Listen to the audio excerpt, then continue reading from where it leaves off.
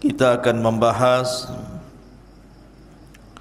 tentang kisah-kisah Al-Quranul Karim, Qissatu Qarun, kisahnya Qarun. Siapa Qarun dan bagaimana kisahnya? Ma'asyiral muslimin yang dimuliakan Allah Subhanahu wa taala. Bicara tentang Qarun,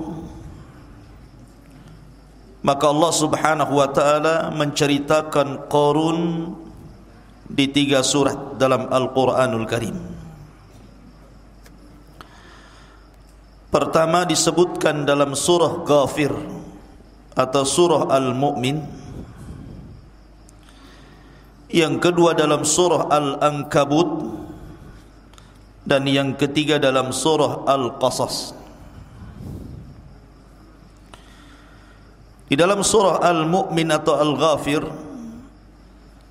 Allah Subhanahu wa taala berfirman, laqad arsalna Musa bi ayatina wa sultanin mubin ila fir'auna wa hamana wa qarun faqalu sahirun kadzdzab. Dan sungguh kami telah utus Musa dengan tanda-tanda kebesaran kami dan bukti yang nyata kepada Fir'aun dan juga Haman perdana menterinya serta Qarun, dan mereka mengatakan bahwa Musa adalah penyihir lagi pendusta. Di sini Allah sebutkan kata Qarun. Kemudian dalam surah Al-Ankabut, wa qaruna wa fir'auna wa haman wa laqad ja'ahum Musa bil bayyinati fastakbaru fil ardi.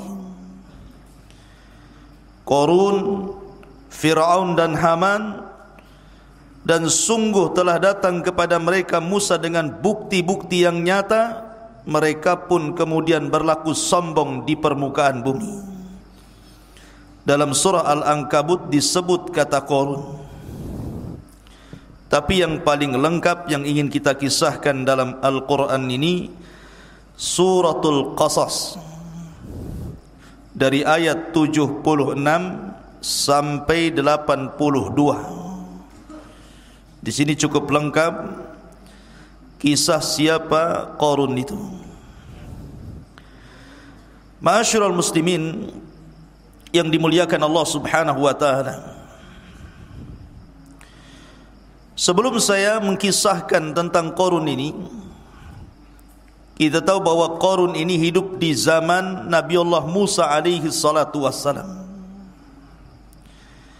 Dan Al-Quran paling banyak menceritakan kisah-kisah para nabi ini adalah Nabiullah Musa alaihi salatu wassalam. Nabi terbanyak yang dikisahkan dalam Al-Quran. Sampai-sampai Nabi Musa alaihi salatu wassalam disebut 131 kali di 33 surat dalam Al-Quran. Nabi Musa alaihi salatu wassalam sampai disebut 131 kali di 33 dalam surat di dalam Al-Quran. Ada surah Al-Baqarah, ada Al-A'raf, Yunus, Taha, Asy-Syu'ara, Naml, Qasas, dan surat-surat yang lainnya di 33 surat, menunjukkan lengkapnya kisah Musa alaihi salatu wassalam. Dan Nabi Musa alaihi salatu wassalam salah satu rasul pilihan. Makanya Allah mengatakan dalam surah Al-A'raf 144,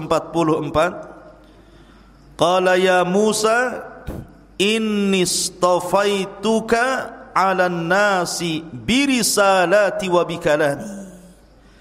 Wahai Musa, inni istafaituka, aku telah memilihmu dengan risalahku dan dengan kalamku. Dari sini kita tahu bahwa Musa adalah Kalimur Rahman, Nabi yang banyak berdialog dengan Allah Subhanahu wa taala. Dan Nabi SAW pernah mengatakan, la tufaddiluni ala Musa, jangan kalian lebihkan aku dibandingkan Musa. Fa innan nasa yas'aquna yaumal qiyamah fa akunu awwal man yafiq fa ajidu Musa batishan biqaimatil arsy fala adri asaiqa fa afaq qabli. Kata Nabi SAW, jangan lebihkan aku dibandingkan Musa, karena nanti pada hari kiamat manusia semuanya akan mati dalam tiupan sangkakala yang kedua. Kemudian orang yang pertama kali siuman adalah aku. Masalahnya ketika aku siuman, aku melihat Musa alaihi salatu wassalam sedang bersandar di tiang arasy, sehingga aku tidak tahu apakah aku lebih dahulu siuman ataukah Musa. Intinya bahwa Nabi Musa alaihi salatu wassalam memiliki keutamaan. Lah di zaman Nabi Musa inilah kisah Qarun dimulai. Di zaman Nabi Musa inilah kisah Qarun dimulai. Allah Subhanahu wa taala berfirman di dalam surah Al-Qasas, Inna Qaruna kana min qaumi Musa. Sesungguhnya Qarun itu salah satu dari kaumnya Nabi Musa. Kalimat min maksudnya adalah bahwa Qarun itu bukan orang lain, tapi masih dari kaumnya Nabi Musa alaihi salatu wassalam. Dari sini terjadi silang pendapat tentang siapa Qarun dan juga nasabnya.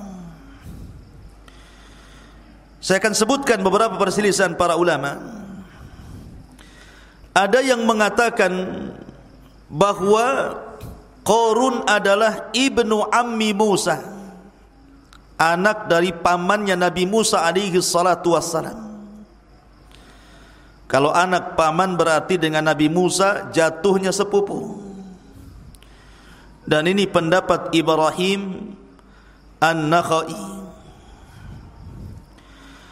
Ada juga yang mengatakan bahwa Nabi Musa, bahwa Qarun dia adalah ibnu khalah, maksudnya anak bibi, anak paman tapi dari jalur ibu, dari Nabi Musa alaihi salatu wassalam. Ada juga yang mengatakan bahwa Qarun adalah pamannya Nabi Musa alaihi salatu wassalam, sebagaimana yang disangkakan Muhammad ibn Ishaq bahwa Qarun itu pamannya Nabi Musa. Dan ada yang mengatakan bahwa Qarun adalah satu di antara kerabat-kerabat Nabi Musa. Dan ada juga yang mengatakan bahwa Qarun orang lain, tetapi dia bagian daripada kaumnya Nabi Musa. Tetapi pendapat yang masyhur, sebagaimana yang dikatakan Qatadah ibn Di'amah, seorang ulama dunia, mengatakan, mufassirin, bahwa yang rajih, yang kuat, Qarun itu adalah ibnu ammi Musa. Dia adalah anak dari pamannya Nabi Musa, dan dulu dia memiliki gelar Al-Munawwir. Jadi Qarun itu punya gelar Al-Munawwir. Kenapa disebut Munawwir, orang yang bercahaya? Karena Qarun itu termasuk ahli ibadah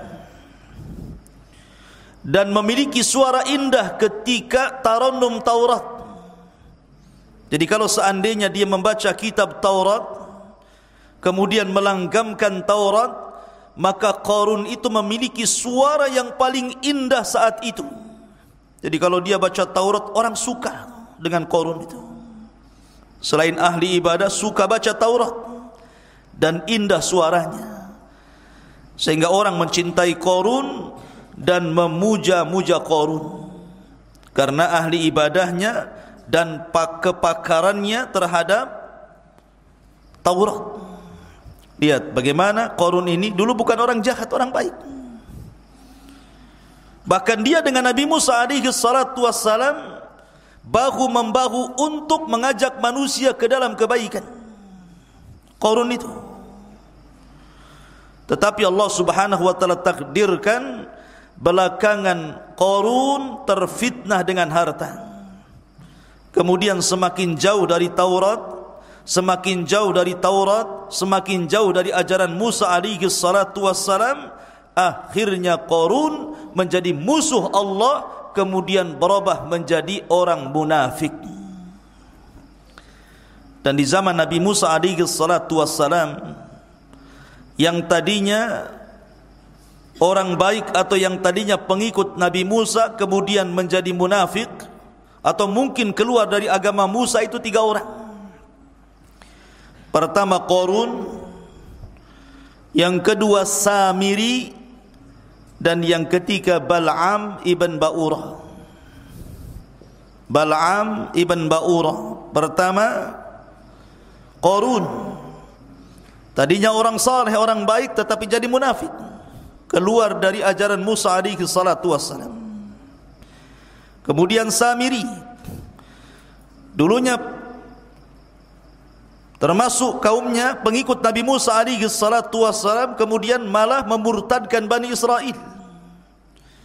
Kemudian Bal'am ibn Ba'urah, seorang ahli ibadah yang mengenal Ismul A'zam, nama-nama Allah yang agung, belakangan berperang melawan Nabi Musa alaihi salatu wassalam, yang menyebabkan Musa dan Bani Israel akhirnya diberikan ujian Allah Subhanahu wa taala. Ma'asyiral muslimin, ikhwan akhwat yang dimuliakan Allah Azza wa Jalla, adapun nasabnya,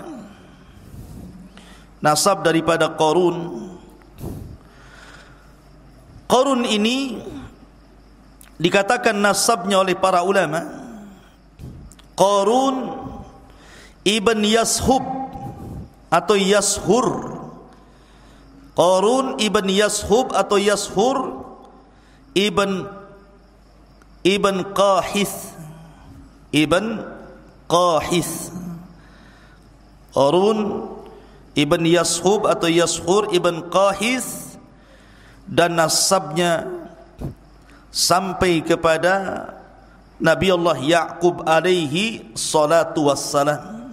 Dari sini menunjukkan bahwa Qarun itu dari Bani Israel, karena nasabnya sampai kepada Ya'qub. Dan Israel itu istilah daripada atau nama lain daripada Ya'qub alaihi salatu wassalam. Jadi Ibrahim alaihi salatu wassalam punya anak. Pertama Ismail, dari Ismail ini lahir keturunannya pemimpin para nabi dan rasul sekaligus penutup para nabi dan rasul, Muhammad sallallahu alaihi wasallam. Kemudian dari jalur Sarah lahirlah Ishak, dan dari Ishak ini lahirlah Ya'qub, dan dari Ya'qub inilah lahir Bani Israel. Karena Ya'qub itu nama lain daripada Israel. Kemudian Ya'qub punya anak 12, di antaranya Yusuf, Ibn Yamin, Lawa, Yahuda dan yang lainnya, yang kemudian turunan dari 12 putra Ya'qub itu berkembang biak di Mesir, yang kemudian disebut dengan Bani Israel. Sebut dengan Bani Israel. Ya. Lah Qarun ini bagian daripada Bani Israel. Makanya Allah Subhanahu wa taala mengatakan, inna Qaruna kana min qaumi Musa. Sesungguhnya Qarun itu bagian dari kaumnya Musa alaihi salatu wassalam, fabagha alaihim, maka dia pun berlaku aniaya, melampaui batas kepada mereka. Ma'asyiral muslimin, ikhwan akhwat yang dimuliakan Allah Subhanahu wa taala, apa maksudnya melampaui batas di sini? Para ulama mengatakan bahwa Qarun ini diberikan nikmat kekayaan, tetapi justru dengan kekayaannya dia melampaui batas. Dari sini kita katakan bahwa rahasia orang itu melampaui batas karena diberikan nikmat harta. Kalla innal insana la yatgha an ra'ahu istaghna. Sekali-kali manusia itu akan mudah melampaui batas apabila Allah berikan banyak kekayaan kepadanya. Ahli tafsir mengatakan kalimat fabagha alaihim, maka Qarun pun melampaui batas dan menganiaya dirinya. Maksudnya adalah Qarun itu tidak pernah menolong fuqara dan masakin, tidak punya rahmat sama sekali. Dia tidak mau menginfakkan hartanya untuk membantu fuqara wal masakin. Tagha, melampaui batas. Tidak mau mengeluarkan sedikit hartanya untuk membantu fuqara wal masakin. Ini yang pertama. Yang kedua, makna tagha itu, fabagha alaihim, makna bagha, melampaui batas di sini artinya Qarun itu talabul fadli alaihim wa an yakunu tahta yadihi. Orangnya sombong, orangnya takabbur, pokoknya dia anggap semua orang itu di bawah kakinya. Bagha alaihim, sombong, sesombong Fir'aun terhadap Bani Israel. Kemudian juga ada yang mengatakan bahwa kalimat bagha alaihim, maka Qarun pun akhirnya melampaui batas kepada mereka, sebagaimana dikisahkan oleh Al-Imam Al-Kalbi rahimahullahu ta'ala, karena Qarun ini hasad. Dia hasad kepada siapa? Kepada Nabi Musa alaihi salatu wassalam. Apa hasadnya? Dia datang kepada Nabi Musa dan mengatakan, ya Musa, amma la in kunta faddalta alayya bin nubuwah faqad fuddiltu alayka bil mal. Wahai Musa, memang Allah sudah berikan keistimewaan kepada kamu dengan kenabian, tapi aku juga tidak kalah istimewanya, karena Allah Subhanahu wa ta'ala sudah memberikan banyak harta kepadaku. Qarun sombong, dikiranya kekayaannya bisa menandingi nikmat nubuwah, dan ini prasangka yang salah. Banyak orang-orang kaya itu walaupun mereka bermaksiat tapi diberikan kekayaan, seolah-olah dia punya kedudukan di hadapan Allah dan mengatakan Rabbi akraman, Rabbku telah memuliakan diriku. Tapi kalau seandainya dicabut kekayaannya, dia pun mengatakan Rabbi ahanan, Rabb sudah menghinakan diriku. Jadi Qarun kemudian mengatakan seperti itu kepada Musa. Hasadnya Qarun kepada Musa, akhirnya Qarun pun berlaku sewenang-wenang, kemudian berbuat jahat kepada nabinya. Fabagha alaihim, maka Qarun pun menganiaya terhadap mereka. Kemudian Allah Subhanahu wa taala menyebutkan sebabnya dan dalam Al-Qur'an di sini. Kenapa Qarun itu sejahat itu? Perhatikan, wa atainahu minal kunuzi ma inna mafatihahu latanu bil usbati ulil quwwah. Sesungguhnya Qarun termasuk kaum Musa, maka ia berlaku aniaya terhadap mereka. Apa penyebab aniayanya Qarun kepada mereka? Karena kami telah menganugerahkan kepada Qarun pembendaharaan harta yang kunci-kuncinya sungguh berat, dipikul sejumlah orang-orang yang kuat. Sebagian ahli tafsir mengatakan, jadi Qarun itu punya gudang banyak. Ada yang mengatakan kunuz itu artinya al-fiddah adz-dzahab wal fiddah. Jadi Qarun itu punya banyak emas, punya banyak perak. Sampai gudang-gudang penyimpanan emas dan peraknya itu banyak sekali. Dan di sini Allah mengatakan, wa atainahu minal kunuz ma inna mafatihahu, kuncinya gudang itu disebutkan oleh ahli tafsir, itu diletakkan di sebuah kulit kering itu, ya. Kemudian diletakkan kuncinya di situ, kemudian dibungkus. Lah, kulit yang dibungkus yang isinya kunci itu tidak bisa dibawa manusia, hanya bisa dibawa baglah. Baglah itu semacam keledai, tapi bukan keledai. Dia di bawah kuda, tapi di atas keledai. Besarnya baglah itu. Jadi kuncinya itu ditaruh di atas, mungkin bahasa kitanya karung goni gitu ya. Kemudian diletakkan di atas baglah itu, dan jumlah baglahnya itu, jumlah keledainya itu, kata para ulama, situna baglah, 60 keledai. Jadi kuncinya saja diletakkan di baglah itu, dan jumlah baglahnya, keledainya itu 60. Dan kalau seandainya kuncinya itu dipikul, bukan orang biasa, orang kuat-kuat itu susah untuk dipikul saking beratnya. Itu baru kuncinya. Gimana gudangnya gitu maksudnya. Kuncinya saja sulit untuk dipikul saking banyaknya. Itu pun harus dipikul dengan keledai yang berjumlah 60 keledai. Berarti banyak kuncinya itu. Kalau sudah banyak kuncinya, tentu banyak gudangnya. Kalau sudah banyak gudangnya, berarti banyak emas dan peraknya. Makanya kenapa harta Qarun terkenal sampai hari ini. Kalau antum nemu dompet di jalan, wah, dapat harta Qarun katanya. Bukan, itu harta orang, bukan harta Qarun. Saking terkenalnya Qarun itu, setiap orang menggali tanah dapat harta, langsung dikatakan harta Qarun. Saking kayanya Qarun itu, sampai Allah Subhanahu wa taala mengabadikan dalam Quran dan diceritakan sampai hari ini.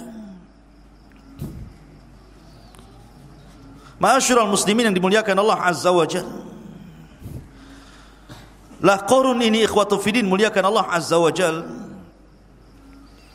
dinasihati orang baik. Datang orang saleh, karena ketika itu Bani Israel terbagi menjadi dua ketika mensikapi Qarun itu. Ada orang-orang saleh, ahli ibadah, orang-orang yang berakal. Ada orang-orang yang tidak saleh, jahat, ingin jadi pengikutnya Qarun. Lah orang-orang yang baik, orang-orang yang saleh ini berusaha menasihati Qarun. Apa kata mereka? Idz qala lahu qaumuhu, ketika berkata kepada Qarun kaumnya yang baik itu, la tafrah, hei Qarun, jangan bahagia dulu dengan hartamu itu. Innallaha la yuhibbul farihin, karena Allah Subhanahu wa taala tidak menyukai orang yang senang karena membanggakan diri. Senang itu tidak tercela pada dasarnya. Seperti Sulaiman, ketika Nabiullah Sulaiman ketika membawa pasukannya untuk perang, tiba-tiba ada semut dan kelompoknya sedang berada di jalan raya kan? Apa kata pimpinan semut? Udkhulu masakinakum la yakhtimannakum Sulaiman wa junuduhu wa hum la yash'urun. Cepat masuk ke lubang kalian, masuk ke rumah-rumah kalian. Jangan sampai Sulaiman dan tentaranya menginjak kalian sementara mereka tidak tahu kalau kalian diinjak mereka. Sulaiman dengar kupingnya itu apa yang dikatakan pimpinan semut itu. Maka apa? Tiba-tiba Sulaiman tertawa, tersenyum. Fatabassama dhahikan min qawlihi. Sulaiman pun tersenyum kemudian tertawa karena melihat ucapan semut. Sulaiman senang tidak ada masalah. Tapi kalau seseorang tertawa atau tersenyum karena membanggakan diri, itu tak boleh, nanti seperti Qarun. Ya. Ma'asyiral muslimin, kemudian setelah dinasihati, jangan bangga dulu ya Qarun. Allah itu tidak suka dengan orang yang suka membanggakan diri. Kemudian dinasihati lagi, wabtaghi fima ataakallah, wabtaghi fima ataakallahu ad-daral akhirah. Wahai Qarun, carilah pahala untuk negeri akhiratmu. Wala tansa nasibaka minad dunya. Akan tetapi jangan pula kau lupakan bagianmu di dunia. Wa ahsin kama ahsanallahu ilaik wa la tabghil fasada fil ardi innallaha la yuhibbul mufsidin. Dan berbuat baiklah sebagaimana Allah telah berbuat baik kepada anda wahai Qarun, dan janganlah berlaku kerusakan di bumi karena Allah tidak suka orang yang berbuat kerusakan. Lihat di sini ada beberapa nasihat. Orang-orang baik ini mengatakan, wahai Qarun, pertama, kau boleh mencari harta, kau boleh kaya, tetapi tujuan mencari hartamu itu adalah wabtaghi fima ataqallah daral akhirah. Tujuanmu harus akhirat dulu. Ini nasihat yang pertama. Kau boleh cari harta, kau boleh jadi orang kaya, tapi tujuan mencari harta dan kekayaan itu, ingat, bukan untuk hidup di dunia, tapi untuk hidup di akhirat. Ini yang pertama. Yang kedua, wala tansa nasibaka minad dunya. Siapa yang melarang kamu untuk kaya Qarun? Silahkan kaya, silahkan. Kamu boleh kemudian membeli rumah yang bagus, kendaraan yang indah, pakaian yang bagus, yang indah, tidak ada masalah, tidak dilarang orang itu membeli rumah bagus, kendaraan bagus, pakaian yang bagus, tidak dilarang. Siapa yang melarang? Fa bi ni'mati rabbika fahaddits. Dengan nikmat Allah itu kita boleh menampakkannya, akan tetapi tentu tujuan awal jangan dilupakan bahwa harta itu hakikatnya kendaraan kita untuk menuju surga, bukan untuk memasukkan ke neraka. Kemudian yang ketiga, wa ahsin kama ahsanallah. Berbuat baiklah Qarun. Lihat orang-orang miskin di sekitarmu, lihat orang-orang fakir di sekitarmu, mereka memerlukan dirimu, mereka berhajat kepadamu, sedekahkan hartamu kepada mereka. Kama ahsanallah, sebagaimana Allah telah berbuat baik kepadamu. Kemudian nasihat yang keempat, wala tabghil fasada fil ardi. Dan Qarun, hei Qarun, jangan kau berbuat kerusakan, jangan kau sombong congkak di permukaan bumi ini, karena Allah tidak suka orang yang melakukan kerusakan. Berarti di sini ada 4 nasihat. Ya, pertama, saya ulangi, carilah pahala untuk negeri akhiratmu. Yang kedua, kau boleh tidak melupakan dunia, akan tetapi ingat dunia itu kendaraan untuk akhirat. Kemudian yang ketiga, berbuat baik kepada manusia, tolong orang-orang susah itu wahai Qarun. Kemudian yang terakhir, jangan kau merusak di permukaan bumi ini dengan kekayaanmu itu. Makanya Rasul mengatakan, malun salih li rajulin salih. Harta yang baik itu kalau dibelanjakan orang baik. Tapi lihat jawaban Qarun. Ini harusnya Qarun berterima kasih ya, dinasihati. Tapi Qarun tidak berterima kasih, kufur dia. Apa kata Qarun? Qala innama utituhu ala ilmin indi. Qarun pun berkata, sesungguhnya aku diberikan harta itu semata-mata karena pengetahuan yang ada padaku. Masa aku titelnya S1 masa enggak bisa kaya? Aku kan S1. Ini kekayaan itu karena saya kuliah, makanya saya cerdas, saya buka perusahaan, akhirnya saya kaya. Oh, itu seperti itu. Karena saya S3, akhirnya saya mencalonkan jadi gubernur, kemudian kaya. Ya wajarlah, karena ilmu, skill saya, sekolah saya. Oh, itu sombong tuh. Lah Qarun tuh kayak itu. Qarun membanggakan pengetahuannya, bahwa rizki yang Allah anugerahkan kepadanya itu karena pengetahuan yang diberikan kepada Qarun yang cerdas itu, sehingga dengan kecerdasannya, kepiawaiannya dia menjadi orang kaya. Ikhwan, kalau kita bandingkan Qarun dengan Sulaiman alaihi salatu wassalam, Nabiullah Sulaiman, enggak ada apa-apanya. Kalau seandainya kekayaan Nabi Sulaiman kita bandingkan dengan kekayaan Qarun, Sulaiman jauh lebih mulia, jauh lebih kaya dibandingkan Qarun. Enggak ada apa-apanya Qarun dibandingkan kekayaan Sulaiman itu. Dia nabi, dia raja, dia orang kaya. Qarun bukan nabi, bukan raja.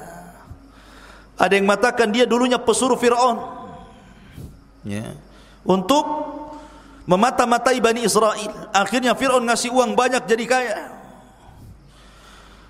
Jadi kalau kita pikir bahwa Sulaiman itu jauh lebih kaya dibandingkan Qarun, tapi lihat apa kata Sulaiman ketika Allah anugerahkan nikmat kepada dia. Dia mengatakan, hadza min fadli Rabbi. Ini kekayaanku, kata Sulaiman, semuanya karena karunia Allah yang Allah titipkan kepadaku. Semua hanya untuk menguji diriku, apakah aku termasuk orang kufur ataukah termasuk orang yang bersyukur. Lihat, ini perkataan siapa? Nabi Allah Sulaiman. Tapi Qarun menasabkan kekayaan kepada dirinya, bukan kepada Allah, dan mengatakan innama utituhu ala ilmin indi, katanya. Harta ini ku dapat karena aku orang cerdas, ya. Maka Allah Subhanahu wa taala menyindir Qarun dan mengatakan, awalam ya'lam annallaha qad ahlaka min qablihi minal qurun ma huwa ashaddu minhu quwwatan wa aktsaru jam'an wala yus'alu an dzunubihimul mujrimun. Kemudian Allah Subhanahu wa taala mengingatkan sejarah kepada Qarun. Sejarah ini penting, ikhwan. Lihat bagaimana tariqah Allah Azza wa Jalla. Tidakkah wahai Qarun kau tahu bahwa Allah Subhanahu wa taala telah membinasakan umat-umat sebelumnya yang lebih kuat daripadanya dan lebih banyak hartanya, dan orang-orang yang berdosa itu tidak perlu ditanya tentang dosa-dosa mereka. Artinya orang-orang yang Allah berikan kekayaan, orang-orang yang Allah berikan jabatan, tetap saja Allah azab. Maka kau jangan seperti mereka. Ada kok orang yang lebih kaya dari kamu wahai Qarun, lebih hebat dari kamu wahai Qarun, toh juga mereka akan diazab sebagaimana kau juga akan diazab. Jadi diingatkan sejarah, ikhwan. Sejarah itu madrasah. Kita lihat orang-orang sebelum Qarun. Fir'aun ketika ditenggelamkan, Qarun melihat bagaimana Fir'aun itu ditenggelamkan. Dan Fir'aun itu sangat sombong sekali dengan kekuasaan sebagai Raja Mesir. Sampai saking sombongnya, dia mengatakan kepada orang-orang, sesungguhnya sungai Mesir itu, inna hadhil anhar tajri min tahti. Sungai satu Mesir itu berjalan di bawah kakiku, kata Fir'aun. Sombong dia. Akibat sombongnya apa yang terjadi? Ketika dia mengatakan bahwa seluruh sungai Mesir di bawah kakinya, Allah tenggelamkan pula dengan sungai itu sendiri. Allah tenggelamkan dengan Laut Merah. Namrud ketika dia mengatakan ana uhyi wa umit, di hadapan Ibrahim dia mengatakan saya bisa menghidupkan dan bisa mematikan. Kata Ibrahim, bagaimana caranya?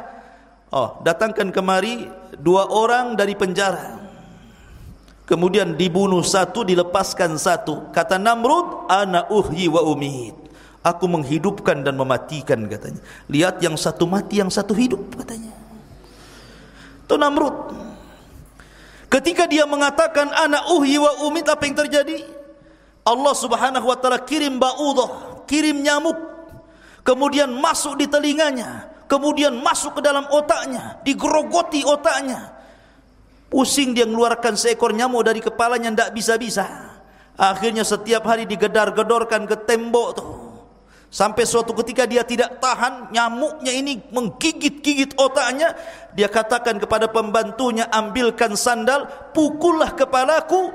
Rupanya dipukul sama sandal pembantunya, mati Namrud. Ya. Namrud mati dengan seekor nyamuk yang mengatakan ana uhyi wa umit, katanya. Saya bisa menghidupkan dan saya bisa mematikan. Mati dengan seekor nyamuk. Ya, subhanallah, sombong. Ya. Maka Qarun juga sama.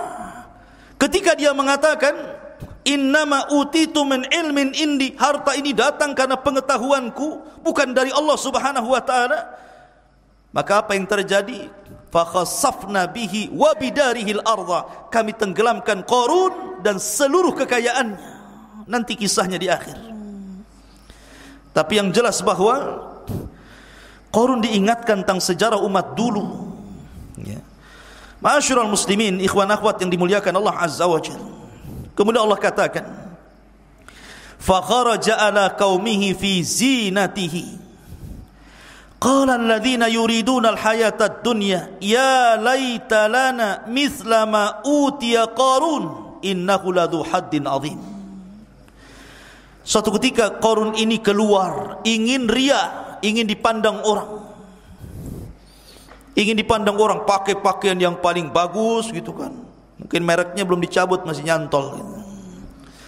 Dia keluar tuh dengan ratusan pembantunya, ratusan budak-budaknya, ribuan kekayaannya, ratusan kendaraannya, beriring-iringan, pawai, diperlihatkan kekayaannya kepada Bani Israel. Lihat aku orang kaya maksudnya. Fa kharaja ala qaumihi fi zinatihi, maka keluarlah dia Qarun kepada kaumnya dengan kemegahannya. Orang-orang yang menginginkan kehidupan dunia berkata, mudah-mudahan kita mempunyai harta kekayaan seperti apa yang diberikan kepada Qarun. Sesungguhnya dia benar-benar mempunyai keberuntungan yang besar. Jadi ketika orang-orang melihat iring-iringan Qarun yang panjang sekali itu, dengan untanya, dengan kudanya, dengan himarnya, dengan kekayaannya, dengan pembantunya, dengan pasukannya itu, maka Bani Israel terbelah menjadi dua. Ada yang memang hatinya terkalahkan dengan dunia, melihat hal itu, kapan aku ingin kayak Qarun itu. Ada orang yang seperti itu, kapan aku kayak dia gitu ya. Sama, hati-hati antum nih. Kadang-kadang antum pulang punya tetangga kaya raya, motor bagus, mobil bagus gitu kan. Kapan aku kayak dia katanya. Susah kali aku kayak dia. Kadang-kadang ada hatinya seperti Bani Israel yang melihat Qarun itu. Tetapi ada juga orang-orang baik, tidak silau dengan dunia. Apa kata mereka? Wa qala alladhina utul ilma wailakum thawabullahi khairun liman amana wa amila salihan wa la yughaqaha illa sabirun. Tetapi orang-orang yang dianugerahkan ilmu berkata, celakalah engkau, ketahuilah pahala Allah lebih baik bagi orang-orang yang beriman dan mengerjakan kebaikan, dan pahala besar itu hanya diperoleh orang-orang yang sabar. Jadi manusia terbelah menjadi dua, ada yang soleh, ada yang toleh. Tahu toleh? Tolah itu. Toleh, orang jahat. Ya. Akhirnya suatu ketika diriwayatkan ikhwan, Qarun ini dia hendak memfitnah Nabi Musa alaihi salatu wassalam. Dengan cara apa? Karena dia hasad dengan Nabi Musa alaihi salatu wassalam, maka Qarun ingin memfitnah Nabi Musa bahwa Musa itu berzina dengan seorang wanita. Jadi dia menyewa perempuan pelacur, kemudian dibayarnya sekian emas dan perak agar mengatakan di hadapan manusia bahwa dia sudah berzina dengan Nabi Musa. Lihat siasat liciknya Qarun untuk menyakiti Nabi Musa, nabinya sendiri Musa alaihi salatu wassalam. Akhirnya wanita ini kemudian deal-dealan dengan Qarun. Kata Qarun, deal or no deal? Deal sajalah, karena tengok emas sama perak yang banyak. Dari sini Qarun mempersiapkan siasat besar. Dia membuat pesta yang sangat besar. Walaupun riwayat ini memang riwayat Israiliyat, sekali lagi tidak ada dalam kutubus sittah, tapi ini riwayat Israiliyat saja. Saya sebutkan sebagai pengetahuan saja. Dia membuat pesta besar, diundangnya Musa alaihi salatu wassalam. Diundang Nabi Musa alaihi salatu wassalam. Kemudian Musa pun datang. Tiba-tiba kemudian wanita ini datang dan hampir-hampir kemudian menuduh Musa berzina dengan dia. Maka manusia di tengah-tengah orang ramai, seorang wanita mengatakan, saya berzina dengan Nabi Musa. Apa marwahnya Musa coba? Mau kemanakan kehormatan Musa? Seorang Nabi. Tetapi Nabi Musa alaihi salatu wasallam berlindung, a'udzu billahi mink innani la aqrabu hadhil fawahish. Aku berlindung kepada Allah dari kamu, karena saya tidak pernah melakukan fahisyah seperti ini, perzinahan seperti ini. Faqala lahu Qarun, Qarun pun mengatakan, inna bani Israel yaz'umuna annaka fajjarta bi fulana. Bani Israel menyangka engkau sudah melakukan kefajiran dengan seorang wanita. Kata Nabi Musa alaihi salatu wasallam, datangkan wanita itu. Kalau memang betul-betul aku berzinah dengan dia, datangkan wanita itu. Maka ketika wanita itu datang, melihat Nabi Musa, ketakutan wanita itu.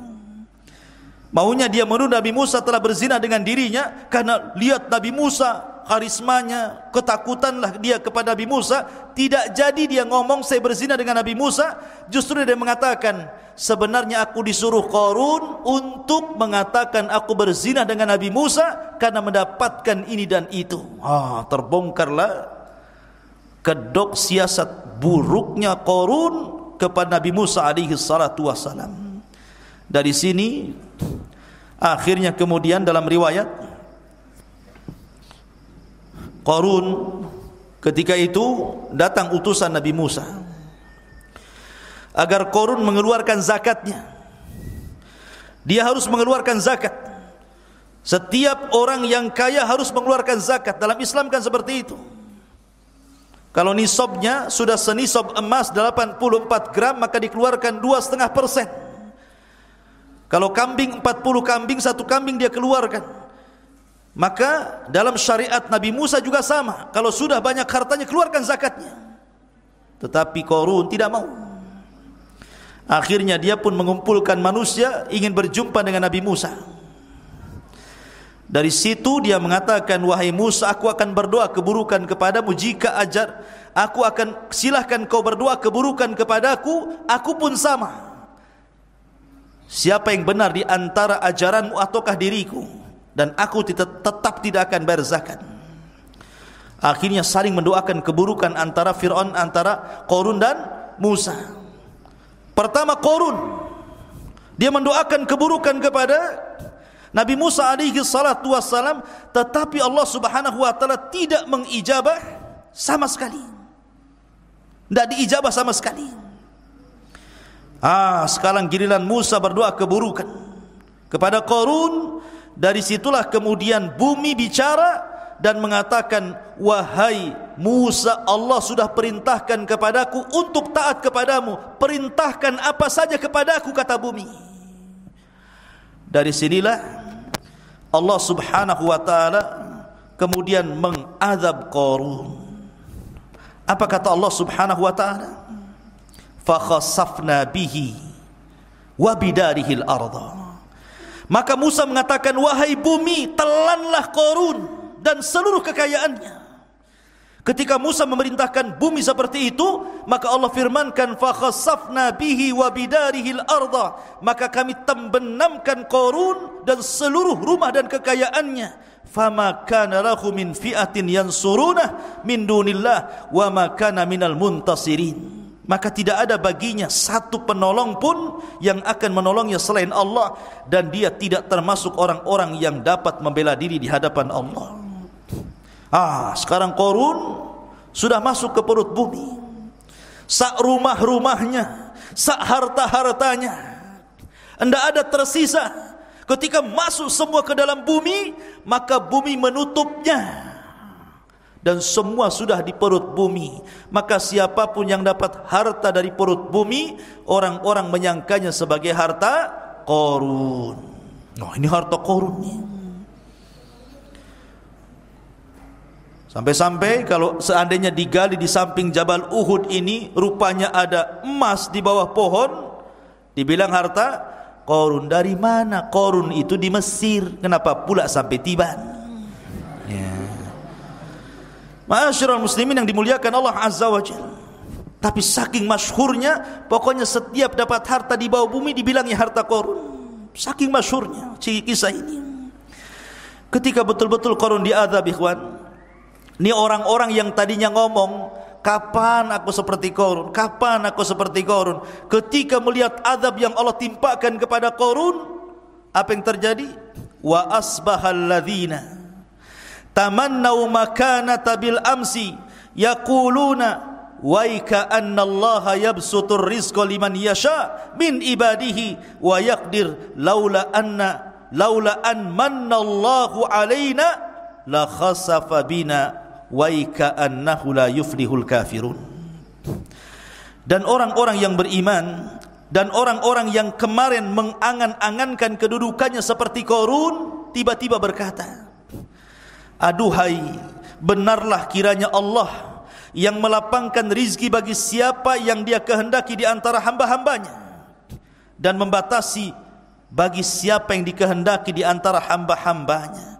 Karena sekiranya Allah tidak melimpahkan karunia pada kita, tentu Dia telah membenamkan kita pula di sini. Aduhai, benarlah kiranya tidak akan beruntung orang-orang yang mengingkari nikmat Allah.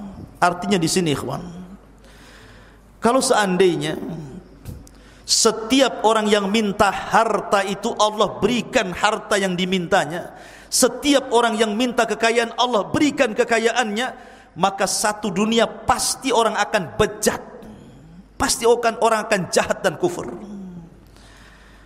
Makanya kenapa Allah Subhanahu wa taala membagi nikmat itu karena sebuah hikmah. Ada orang yang kalau tidak diberikan kekayaan bisa kufur. Ada pula orang yang kalau dilimpahkan kekayaan dia pula jadi kufur. Makanya kenapa Allah Subhanahu wa taala takdirkan ada si kaya, ada si miskin.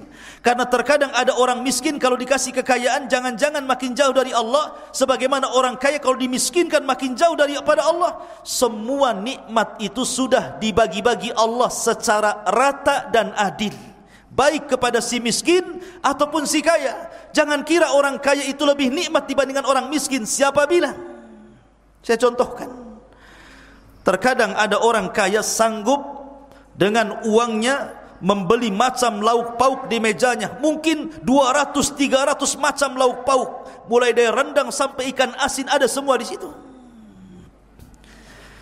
Tapi terkadang Allah kunci lisannya, tidak ada satu makanan yang bisa dimakan. Makan ini darah tinggi naik, makan ini kolesterol naik, makin ini stroke, bisa mati aku naik nanti.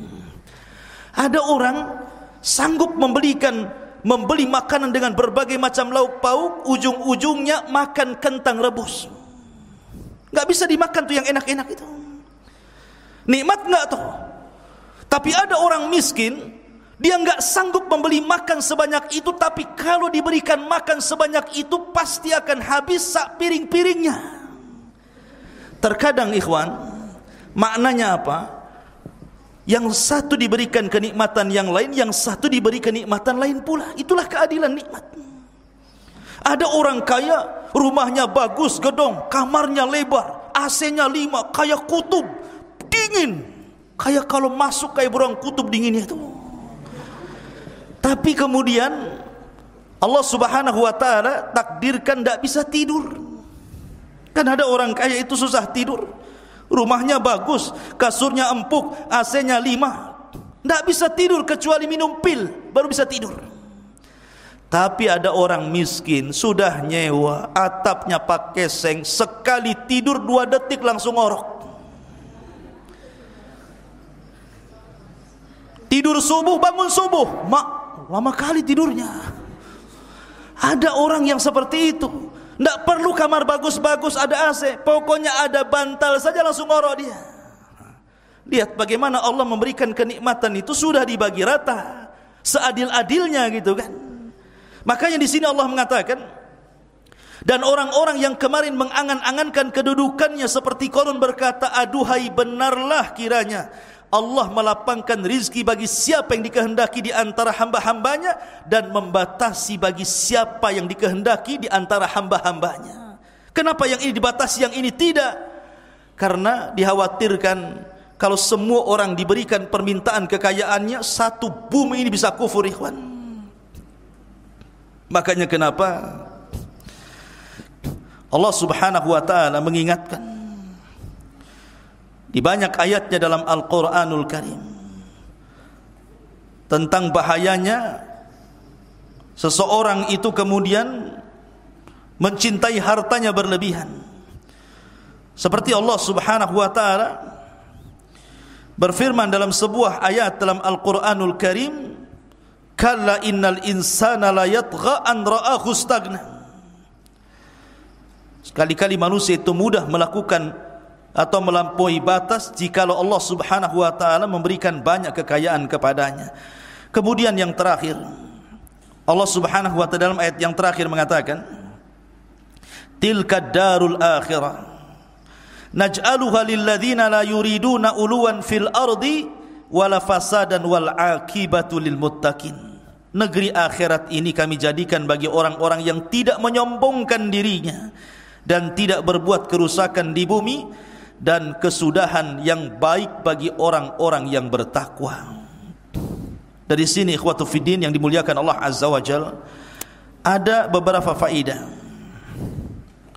Ada 5 faedah. Pertama, bahwa harta itu terkadang menjadikan orang itu rugi dunia dan rugi akhirat. Terkadang sahibul mal, pemilik harta itu justru mengalami kerugian dunia dan kerugian akhirat. Sudah rugi di dunia, rugi di akhirat. Yang kedua, bahwa banyaknya harta itu bukan dalil bahwa Allah Subhanahu wa ta'ala cinta dan ridho kepadanya. Bukan. Karena harta itu sesuatu yang berserikat antara mukmin dan kafir, antara binatang dan manusia. Tetapi kemuliaan harta itu kepada siapa yang memegangnya. Harta yang baik karena dipegang orang baik. Yang ketiga, bahwa maksiat yang paling disegerakan di permukaan bumi ini adalah melampaui batas dan kezaliman. Lihat Qarun, sebelum mendapatkan adab akhirat, Allah segerakan adabnya di dunia. Karena Rasul mengatakan tidak ada satupun dosa yang disegerakan azabnya di dunia sebelum akhirat. Satu, orang yang melampaui batas ataupun orang zalim, dan yang kedua, orang yang memutuskan silaturahim. Kemudian yang ketiga, Anda harus tahu bahwa Allah itu ketika memberikan harta ataupun rizki, Allah berikan kepada siapa yang dikehendaki, dan Allah Subhanahu wa ta'ala tahan kepada siapa yang dikehendaki karena sebuah hikmah dan kebaikan bagi hambanya. Dan yang terakhir, harta ini adalah alat mudahnya seseorang tergelincir, di mana sirru tughyan, rahasia seseorang itu mudah melampaui batas karena Allah Subhanahu wa ta'ala memberikan kekayaan. Dan hisab bagi orang yang diberikan kekayaan itu akan berat, karena akan diberikan 2 pertanyaan. Dari mana kau dapatkan harta itu, dan kemana kau belanjakan harta itu. Maka Qarun adalah pelajaran besar yang kita kaji di malam hari ini. Bagaimana Qarun yang kufur kepada Allah Subhanahu wa ta'ala karena tidak pernah mensyukuri nikmat harta, tidak pernah mengeluarkan zakatnya, tidak sayang dengan fuqara wal masakin, menentang Nabi dan ajaran Tauratnya. Akhirnya Allah Subhanahu wa ta'ala kirim adab kepada Qarun, fa khasafna bihi wa bidarihil ardh. Kami tenggelamkan Qarun dan seluruh hartanya ke dasar bumi.